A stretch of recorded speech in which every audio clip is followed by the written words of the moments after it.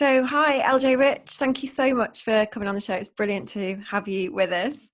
How Thank are you. you today? I'm And really good, thanks. How are you? yeah, really good, Yeah, actually. Thank you. thank you. Good, Yeah, thank you. and this is the first podcast in our new series, so we're really excited that you're kicking it off, which is great. I'm honoured. one of the first things we do in our podcast is just to get a bit of context, really, to let our listeners know whereabouts you are and what you've been up to today. So, where are you right now, and how are you doing? I'm at home, the same place I've been for quite some time now, in my Yeah. makeshift loft TV studio, amid piles and piles of unsorted things that need piling. And I've made a little space for my own technological obsession right now. Cool. Great. Nice to have your own makeshift TV kind of studio, isn't it? I Oh, think. yes. Well, I got a green screen as well. I've not got it behind me at the moment, but I bought one online, and it's a 6 foot by 3.5 foot giant springy green screen thing. And I unsprang it with great glee and then realized that I'm too small to spring it back again. So 4 or 5 days was spent fighting this thing, trying to get it back into its original circular form. And I did succeed. And now I don't really want to do any more green screen because of the trauma involved in packing it away. But I do have the facility should I want it. At any time. That's the beauty of it, though, isn't it? You have it. You have it ready at your disposal. I do. So I suppose the thing we should ask for the listener, LJ, if it's a good point, maybe for you to just sort of give sort of very quick 2-minute bio of who you are, where you've come from, what you do. What inspires you? What motivates you? Just introduce the listener to who you are. Get a flavour of LJ. Wow, I'll do my best. I've been playing the piano since I was a teeny tiny human being. I have a degree in music, well, a master's in music, I suppose now. And I've always loved music and technology since I was small. I left university wanting to become a sound engineer, ended up as a TV presenter after I did sound engineering for a bit. And I kind of found my way to the BBC by way of QVC, the shopping channel. I was obsessed with technology, and it was a great opportunity at QVC to look into how people buy in terms of consumer electronics. So I really got quite an amazing insight into what makes people buy things, what price points, what trends, and I kind of turned that into a living, really, looking at technology trends. Up until recently, I was flying around the world giving talks on technology trends, but obviously that's not happening at the moment. Mm-hmm. And now I have become obsessed with streaming. I used to have a streaming show a few years ago and stopped and had a child. And now I've found it's a really fun thing to do to start that back up again. So I feel like that was 1.5 minutes. No, that's what we've learnt there is that children stop streaming shows. There's a fact for us there, cold hard fact. The other thing, QVC. I'm thinking Peter Simon. Oh, really? You know, your paths must have crossed. I feel. Do you know? I'm not sure if our paths have crossed because I did it a long while ago. I think it was a good sort of 10, 11 years ago. We may have crossed paths. I definitely crossed paths with quite a few interesting people during my time on the shopping channels. But you learn a lot about, as you say, human behaviour and what it is. Oh, definitely. What it is to motivate and to prompt people to change their behaviour. Oh, definitely. You look, if you're on the studio floor, there's actually 2 monitors in front of you. One is showing what the next shot is going to be, and another one is actually showing a graph of what people are buying. And so you can see not just how many people are on the phone, but also how many people are actually buying a product as a direct result of your time on screen. And It's incredibly powerful sort of analytical structure that allows, if you've got enough brain space, the opportunity to really drill down and work out, right, what's making these people buy something? What is the need that we're addressing?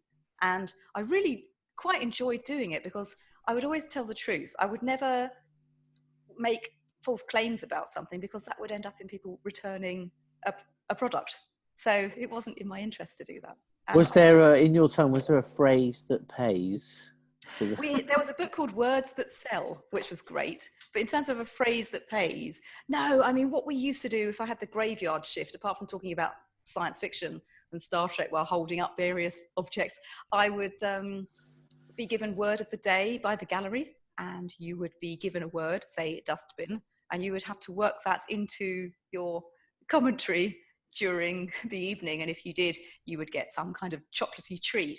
So I got dustbin in by saying something like, well, I've just been down to the shop. And of course, that would get a groan from the gallery, and I would give myself a high five out of camera. But not rather you'd be saying something like, this is the kind of product you could put straight in the dustbin. well, see, that would have probably still got you points, you know. It's 2 a.m, nobody's watching, you're okay, really. But it was fun times. And then I started finding out about Twitter back in 2008, 2009, must have been way back when it was a tiny thing. Turned up at the BBC after crashing a party and being introduced to the editor by the person whose party I crashed. And I grew BBC Click's Twitter account to 2 million followers using kind of engagement, playing games online, right at the perfect time where there was the kind of sweet spot of only a few interesting accounts online. And I kind of really took it seriously. And a lot of people around me were saying Twitter was just a fad. And I said, no, it's not. It's going to change everything. It's changing the broadcast model. It's not just many, one to many. It's got this extra layer of interactivity, and I think it's going to change everything. And I was right. Definitely. Wow. That's amazing. When we were researching this podcast today, one of the things we said was it's just so, you've done so much, just looking through your website and all the things that you've been involved in. It's quite difficult to know where to start. But I think one of the things that really stood out was that you describe yourself as a music artist. So one of the questions I wanted to know was what does that involve specifically, and how does this differ from being a musician?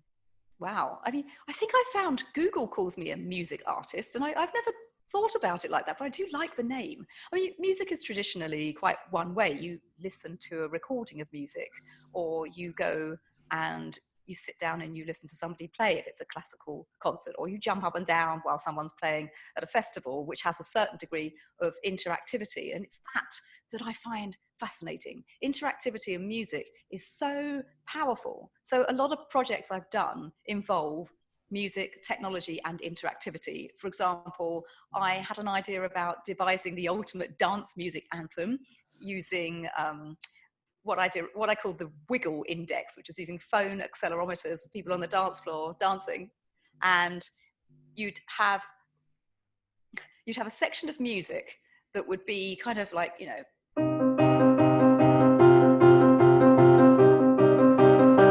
kind of bit before the bass comes in.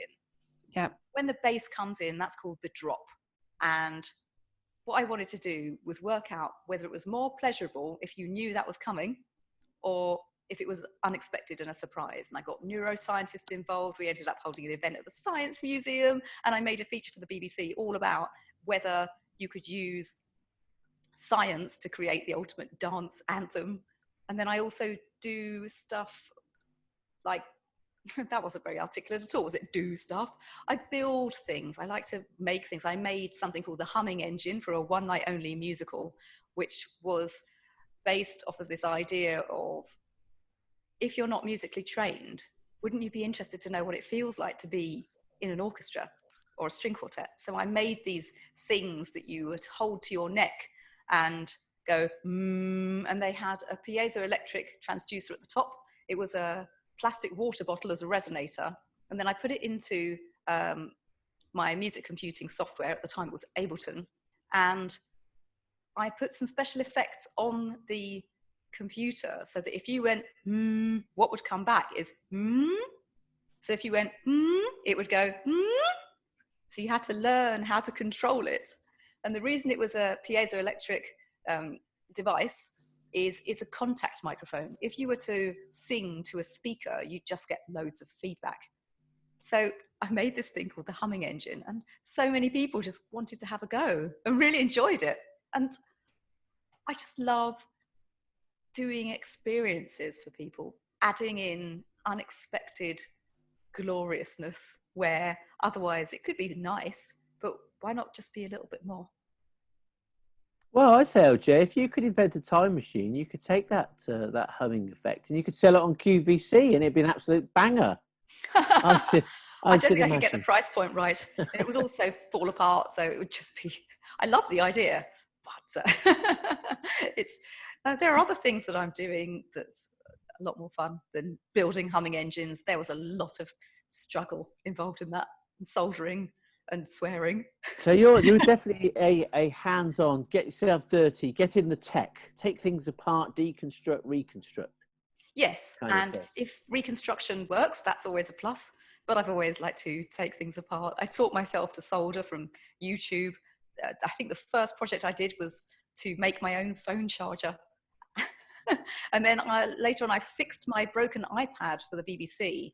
And I remember this because I broke my iPad, I dropped it on the floor and the screen went everywhere. And I went into the shop to find out how much it cost to fix it. It was £200. I thought, £200, that's so much money.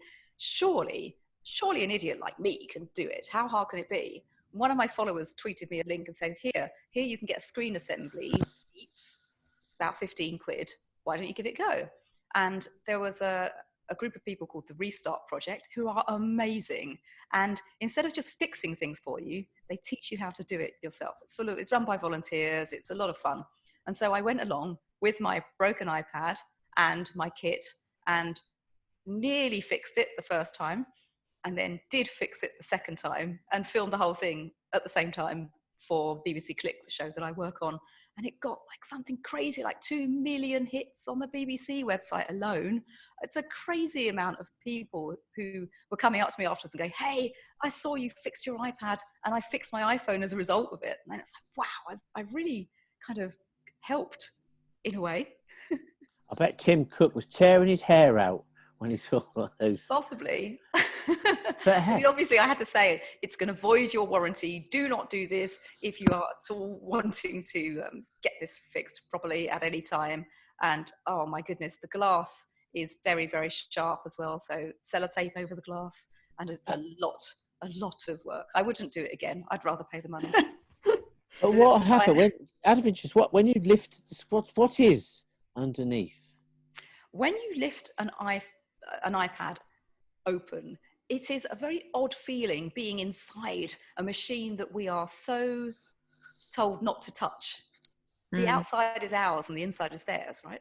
So what you do is you get a heat gun, which is basically an industrial version of a hairdryer, and you lovingly hold it quite close to the edges for a long, long time until the adhesive inside starts to soften, and then you kind of lever it up. This took the longest time for me, and it was quite surprising seeing the beauty of what's inside, because you've got a lot of battery, you've got the logic board, you've got connectors to the camera, you've got the GPS antenna, you've got your Wi-Fi antenna, and then you've got all little bits and pieces and the assembly that goes behind the iPad screen. And I do remember when I put it back, I did have a screw left over in true IKEA fashion. But it works, it still does. And I did it years ago. So yeah, it's a beautiful thing. And I mean, they're built for quick assembly. They're not built for modding. And they are incredibly gorgeous looking inside as well as out, I think. Mm-hmm. You wouldn't, yeah, that's interesting that they're just beautiful on the inside and outside as well. That's cool. So one of the things I was thinking when I was looking through your stuff yesterday as well is that you've often been one of the first people to do something, and you talked earlier about Twitter and about jumping onto that platform very early on. And I noticed that you were also appearing on the BBC World News, and you were the first person to live stream on that show. How was that, and how did that sort of come about? I love how much research you've done on me. Love a bit of research. It's I'm very flattered. Do you know what? That was absolutely hysterical. Live streaming. I'd basically been playing around on an app called Periscope, which has been bought by Twitter. Yeah. And that's currently the platform that I'm doing my streaming show on because it's easy. And so I was playing around on Periscope and I was doing some musicy bits. And of course, streaming was just beginning to be of interest. And this was around 2015, I think. I'd come back from South by Southwest where I'd done a feature on life logging. I said, look, people are going to record their every move, and we're going to split into, I interviewed a professor who said, it was South California University. Yeah, he was from USC, and he said, society is going to split in two. One set of people will have all of the technology and want to record everything, and another set of people will go the other way. And he, I think, was quite visionary in the way that he spoke about it. And I came back and said, life logging, it's going to be a big deal. The easier the technology gets, the cheaper it gets. The cheaper it is to get connected, the more is going to happen. So when streaming started, I was absolutely up for hopping on. I streamed from Japan. I streamed from all over when I was filming with the Beeb. And so I ended up on BBC World. They wanted someone to come and talk about live streaming. And like a... I mean, look, I could do the easy way or I could do the interesting way. And I said, why don't we live stream at the same time? And they sort of said, okay. I said, okay, you could always cut away from something if anything looks dodgy. And prior to going on screen, I was live streaming around the inside of the BBC, showing things off. I went to the canteen and showed this sort of giant fridge that they had along the canteen, because at the time everyone wanted to see each other's fridges. And I was recently asked in an interview what's in my fridge. So I do feel like we've gone full circle. Anyway, ran inside to Studio B. It's freezing cold. I've got my iPad and things went bonkers. I had a few thousand people on the iPad, and my interaction with the iPad was so much deeper than interacting with the TV camera, because you can see all these people scrolling up with all of these comments, most of them very, very funny. And so I loved it. And it was nice to be able to be the first to do it. But I think there are so many people who are really very gifted at it now. It's lovely. It's a pleasure to watch people do it. Plaudits. Remember the Periscope times? They were innocent times, weren't they? Happy, giddy, playful times. Now, question from me, because I've studied some of your videos of your playing, and I've seen that thing where you're doing Lionel Richie Metal Star. I've seen all that, right? And that's, your brain must be fizzing as you're trying to do X, Y, Z. Yes. But also, it's sort of been noted and documented that synesthesia has a role in your life, okay? And it's just, I think you've even described it as a superpower. And perhaps you could sort of explain, maybe some people are not totally sure what that is and how it manifests itself. Sure. Synesthesia is a neurological condition where your senses are mixed together. Everybody, I believe, has a certain amount of it. For example, we say things like we're feeling blue when we're sad, or when something tastes bright or fizzy. You can kind of experience this connection between words and feelings. For me, sound is colour. So A flat is purple. G is blue. D is green. For those of you listening in audio, I do have a piano next to me. It's actually a really nice way to sit and chat to somebody, because normally I have to try and explain this without music. But for me anyway, everything has a note. So when people move the bins around outside, that's got a note. Someone sneezes, that's a note. Someone talks, they're in a particular key. And it's very overwhelming if I have too much input. I tend to just stop moving. So which key, in terms of this podcast, which key do you think we're performing in now? Which key do you think you're performing in now? We're in E flat, probably. You're in G, actually. Oh, G. Yeah, we're in E flat, probably. Well, we'll take that. We like a G. We like a G tuning, don't we? Nice and straightforward, and gets to the point. So food is very musical for me. I can eat something and it sounds like a certain notes, and if I'm really happy, I can start to hear string orchestra stuff playing. I think a lot of people who create will be simply transposing from one mode to another. When you are creating something, you have an idea and you translate it to something else. So that's what I think is going on. So going to a buffet is like being top of the pops then for you? Oh yeah, it's very eclectic. Definitely. Yeah, sushi tastes like this kind of thing. More like on a guitar, but sort of power chords in these fifths. And yeah, I love to eat, probably because it fires off so many sensory things. And roller coasters, they turn all of my perceptions up to 11. I can't imagine never riding a roller coaster again. It's one of the most glorious experiences, being upside down, going very fast.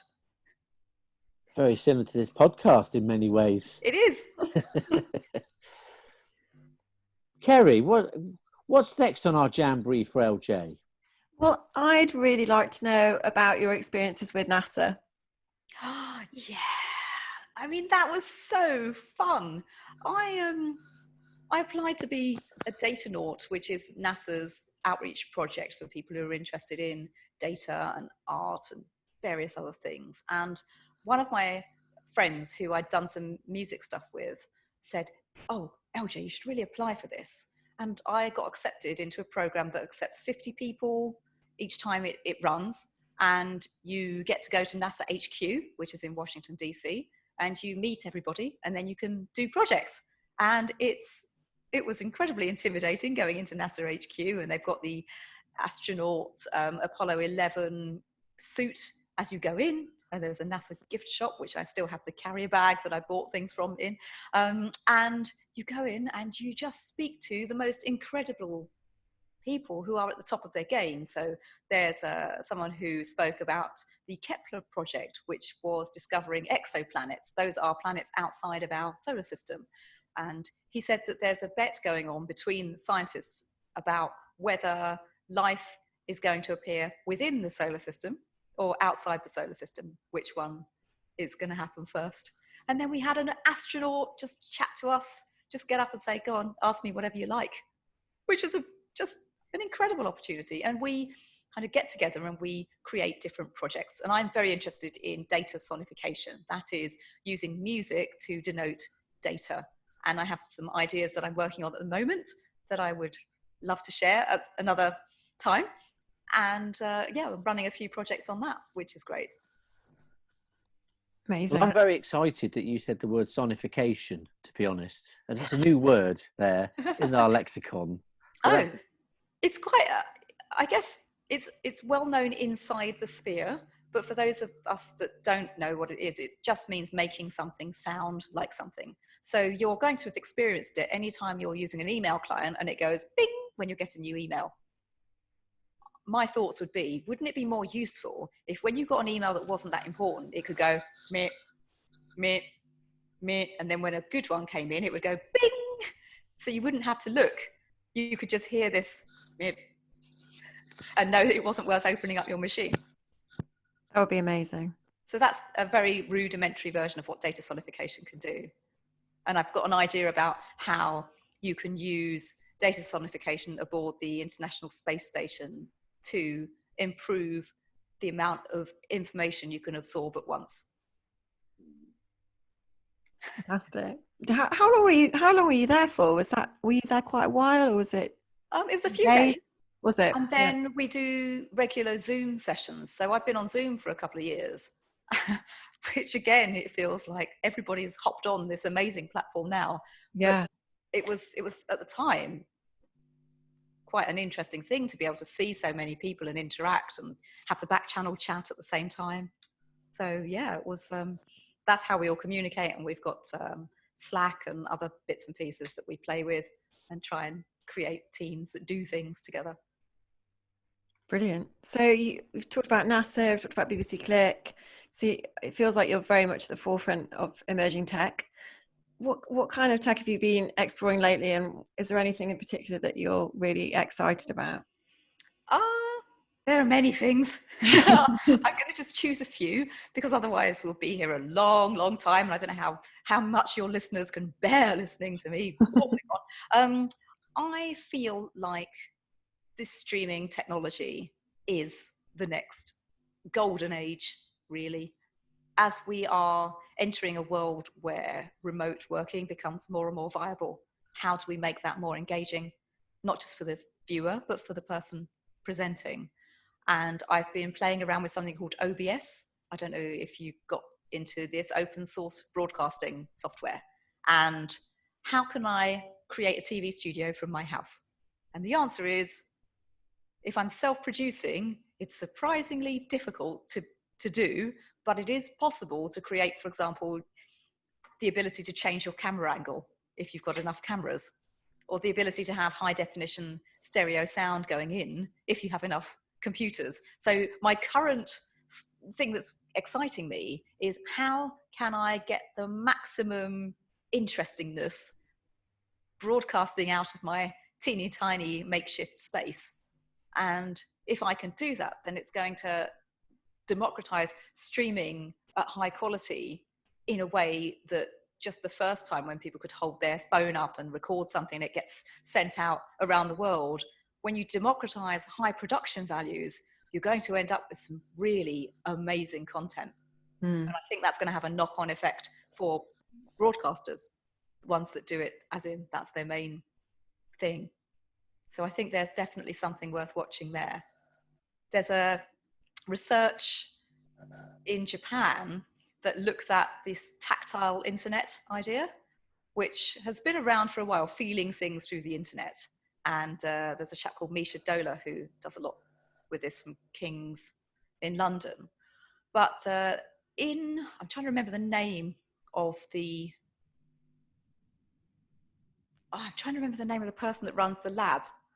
But there was this incredible experiment which played with this idea of low latency, where you could get scratched by a cat over the internet. So the device consisted of you using a mouse hidden under a dome, and then at a remote location, a cat would have a cat toy. And every time the cat scratched the cat toy with its claw, a tiny little string would go in the hidden dome over your hand and scratch your hand. So, and it was the person doing the work, she'd worked out these algorithms to massively lower the latency over Skype. So you'd feel this almost instantaneously. When the cat connected, it would connect with your hand. It was really cool. Sounds amazing. A question I have, with all your skills and all your kind of pioneering thoughts, I was wondering, obviously you are a very, very creative person. If you've got what would be your biggest tip for encouraging creativity? Stop caring about being perfect. Keep trying different things. Take a break and do something you're good at before getting back to something you find hard. That's very good. That's very good advice. What kind of thing do you go off to do if you're having a bit of a creative block or something along those lines? What do you go off and do? Do you go for a walk, or do you do, what kind of thing do you find solace in? I cook and play the piano. Do you? Cook and drink coffee. Oh, coffee. I'm now sort of decaf as well as the sort of full caf stuff, but oh yes, I think caffeine definitely has a part to play when it comes to creativity for me. And it's, as long as you don't go too crazy, it does help with the fingers if you're trying to do, well, there is something I'm doing at the moment, but it does sound pretty out there. There's a piece by Chopin called The Winter Wind, which I'm not about to play for you. It's the sort of piece that's so complicated that concert pianists don't even play it. And it's so complicated that there have been PhDs written about the best way to learn it, including recommending learning pieces prior to even attempting to learn this piece. And that is the piece of music I have currently got on my piano downstairs, my other electric piano. And I look at it and think, I must be able to learn this and play it.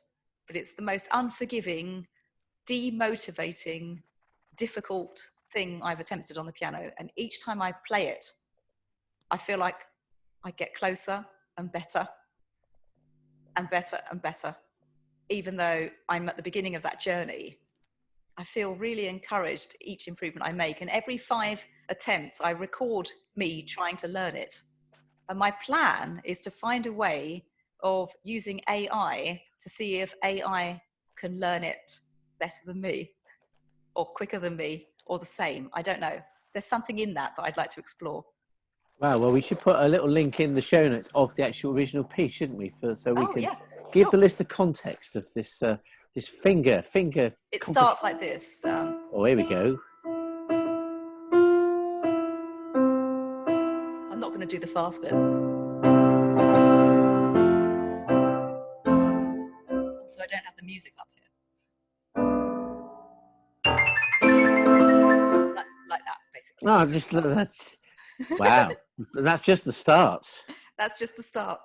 Now I'm conscious, LJ, that we have you for a certain amount of time 'cause you're a streaming show, but there is something quite important we'd like to touch upon, perhaps, and that's the fact that you've been on a mission to help other people touched by cancer. In fact, just before the end of the last year, you filmed yourself going through a chemotherapy session. Yes, it was and it was really amazing, powerful. Perhaps you could tell us about that. Oh, yes, I've got a beautiful pink wig on because it's so much easier than trying to do anything with what hair I have underneath it. I mean, look, it's very daunting to be diagnosed with something like breast cancer. And before starting chemo, I had no idea what to expect. I mean, who does? And I was very fearful before the first treatment. I'm also phobic of needles, and I've also been fearful of medical procedures. So this for me was the worst possible thing that could happen. And after a lot of thought, I had discussed this idea I had filming a treatment with my editor at Click and the hospital. And, you know, many people have been and will be, unfortunately, in the position of about to start chemotherapy with no idea what it entails. And I just thought, maybe this difficult thing that's happened to me, I can make something good out of it. And I guess that's one of my philosophies. When you're given something difficult, you know, bring it on. And so I filmed it, and it was really strange with the camera. Whilst I'm having these very strong drugs administered, I had a port fitted into my body, which effectively was like a USB port, except what you do is you'd plug in a needle, and that would do a direct delivery of drugs through my heart. It was pretty full on and amazing, the technology that they were using. And I decided, why not film the tech, but also film some of the things that I did to keep me, I don't know, occupied. You're on an IV for 6 to 8 hours in a day sometimes. And you do feel a bit rubbish in places, but then you feel okay afterwards. So the video went live in December. It went out as part of Click's Christmas show, and which was an interesting choice. I think it worked quite well. And the response on social media was just overwhelming. So many messages of support, and also so many messages of thanks from people who are in various stages of treatment. So going through it from the beginning, or if they've got a friend and they could understand what they were doing. And I felt like it was a very fair representation of what a typical treatment cycle would be like. And I'm still incredibly glad that I took the decision to do it. And I'm now in remission from breast cancer. Yay! That's great news. I've still got to do quite a lot in terms of physio and get my arm movements back because I had quite extensive surgery. And I've got some fabulous 3-weekly antibody appointments that I have to deal with as well. And that's fine. It's going to be a piece of cake compared to some of the darker days of chemotherapy where you lose your sense of taste. I stopped drinking tea and started drinking quite a lot more coffee. I had massive chicken cravings beyond anything. I normally rarely eat chicken. I'm fish pescatarian, but I couldn't get enough. And I was just eating really weird food by the end of it. Super spicy because you lose your taste. Everything got really dark near the end, but now I'm just feeling absolutely fantastic. This is a second chance that not many people get the opportunity to enjoy, so I'm very grateful for every single moment. Well, that's amazing. Also, I thought that was, having seen it, was a very ballsy thing. Thanks. You did. Amazing. Now, look, you've got streaming to do, right? But let's just have a little intimate moment between the three of us here, because the listener will plot it. You've got to go and stream right in a minute. You've been our first guest, and it's been a pleasure. So how about, right? Hey, I've got a few more minutes. That's all right. But I'm just gonna set this up right for the end. Okay. This will be like we're giving the listener a window to how these things come together, right? Because you've got that piano there, right? And we know you've got the fingers to put the performance in, right? So when we get to the very end, right, and we'll say our goodbyes, listener. We'll say goodbye, Laura, and all that, right?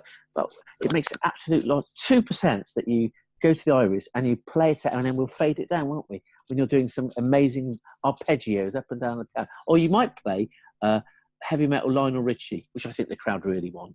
But who knows? But Who doesn't want heavy metal Lionel Richie? Doesn't want. Nobody doesn't want it. Everybody wants it. I'm just saying that would be a very logical way to do things, listener. So maybe you're in for a treat. I'll play out whatever you like. Just just go with your colour flow. That's what I say. Brilliant.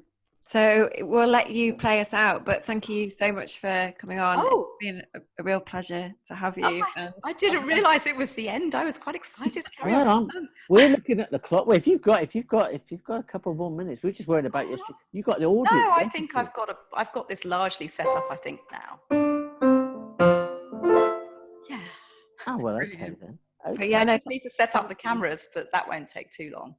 And the theme tonight is, because each week we have a theme, is space. And it's Tuesdays and Thursday nights at 9 p.m. British summertime on Twitter. And then I do a YouTube live after party where you can hit bit.ly/afterpartyshow. And I'm currently looking around for YouTube subscribers. It would be lovely to get up to a decent enough number so that I can do more cool stuff. Wow, so what time will you be up to doing your instrumentation then? Normally about 11. Something like that, maybe a little later, maybe a little earlier. My after party is where I try out new technology and ways to make it a bit more fun in terms of just adding weird bits and pieces. And the other thing is just this frenetic piano requests on demand. I have a quick fire round where I try and play as many requests as possible as people are typing them up on screen at the same time, which is very taxing but really good fun. Wow. And that's every Tuesday and Thursday, is it, at 9? It is. Was that too much of a plug? No, that's fine. Show notes. It'll all go in the show notes, won't it? We're going to bring you more people should come and give those requests to you. What would you say is your toughest request you've ever had? Oh, I mean, I've had quite a few tough ones, but I've yet to find one that I've not been able to do. If I've heard it, I can play it.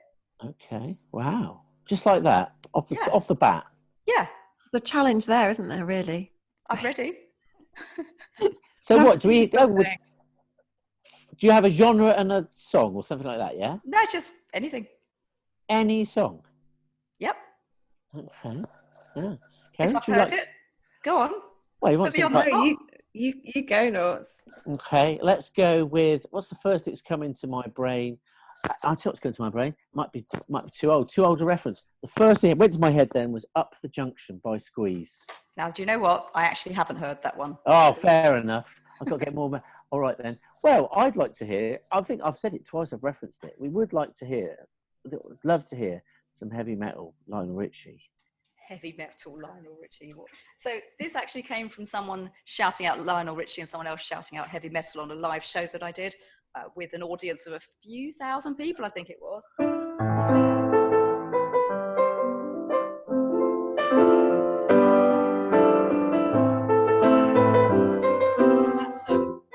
that's Lionel Richie, and then you've got this kind of heavy metal. So you kind of got.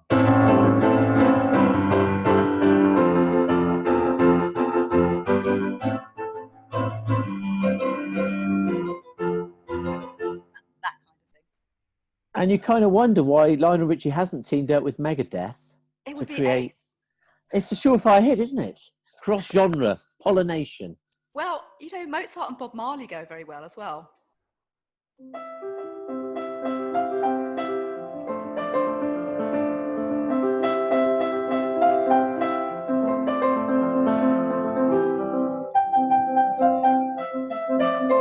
Etc. Kerry Harrison, LJ's on fire with her fingers turned. I love that. I love that. Those combinations. Have you got another one of those to play us out with? Let's think. Yeah. What about reggae and Sting? Although they're probably about the same.